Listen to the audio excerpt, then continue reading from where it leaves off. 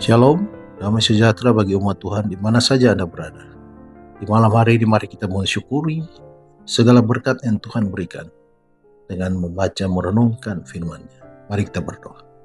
Bapa yang baik, memohon kuasa Roh Kudus hadir dalam hati kami sehingga kami boleh memahami akan firman. Dalam nama Yesus Kristus kami sudah berdoa. Amin. Judul renungan malam ini, apa yang Tuhan bisa lakukan denganmu? Ayat renungan diambil dari Kisah Para Rasul pasal 2 ayat 47. Firman Tuhan berkata, "Dan tiap-tiap hari Tuhan menambah jumlah mereka dengan orang yang diselamatkan." Pada zaman rasul-rasul Tuhan, tidak ada sesuatu yang membawa kemuliaan kepada diri mereka itu. Nyatalah bahwa kemajuan pekerjaan mereka terserah pada Allah. Kehidupan orang-orang ini, tabiat yang mereka kembangkan, dan pekerjaan besar yang dilakukan Allah melalui mereka itu adalah suatu kesaksian kepada apa yang diperbuatnya bagi segala orang yang dapat diajar dan menurut. Ia yang lebih mengasihi Kristus akan melakukan perbuatan baik yang terbesar.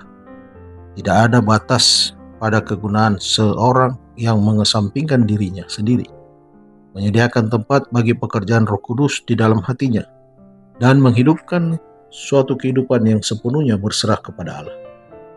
Jika manusia menderita suatu disiplin yang perlu tanpa sungutan, Allah akan mengajar mereka itu tiap jam dan tiap hari. Ia rindu menyatakan rahmat-Nya. Jika umat-Nya hendak memindahkan segala rintangan, maka Ia akan menuangkan air keselamatan dengan limpahnya melalui saluran-saluran manusia.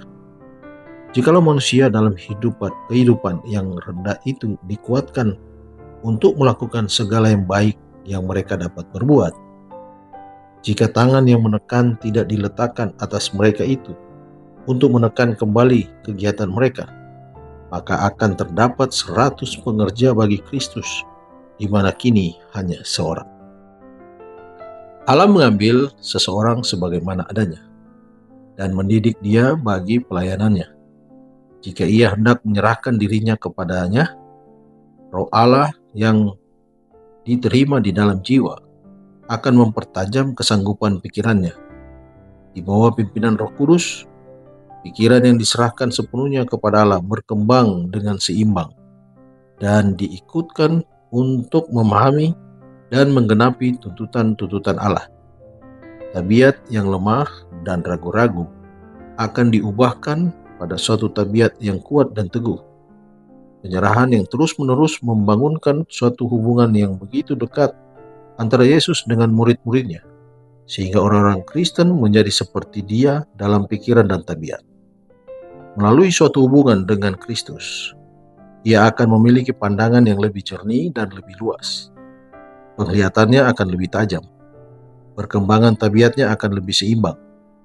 Ia yang rindu bekerja bagi Kristus, pikirannya dipertajam oleh kuasa pemberi hidup, yaitu matahari kebenaran, sehingga ia sanggup menghasilkan banyak buah bagi kemuliaan Allah. Orang yang berpendidikan tinggi di dalam bidang kesenian dan ilmu pengetahuan telah mempelajari pelajaran yang indah dari orang Kristen di dalam kehidupan yang rendah yang dinyatakan oleh dunia sebagai orang yang tidak terpelajar. Tetapi murid-murid yang bodoh ini telah mendapat pendidikan mereka di dalam sekolah yang tertinggi. Mereka telah duduk di kaki Dia yang berbicara seperti belum pernah seorang manusia berkata seperti orang itu. Saat Yohanes pasal 7 ayat 46. Ini dikutip dari buku Alfa dan Omega jilid 5, halaman 259-260. Mari berdoa. Bapa di surga, kami bersyukur Tuhan untuk kehidupan hari ini. Terima kasih kami boleh merenungkan lagi firman. Kami menyadari bahwa Engkau sanggup melakukan yang terbaik bagi kehidupan kami.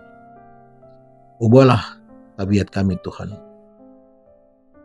Dan biarlah kami mau menjadi pekerja yang besar.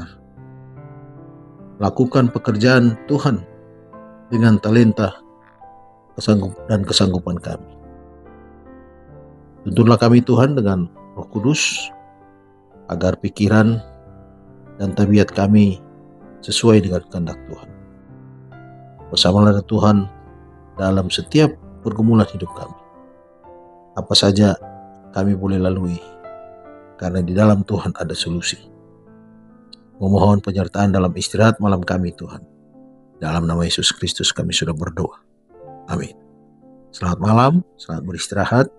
Tuhan Yesus memberkati.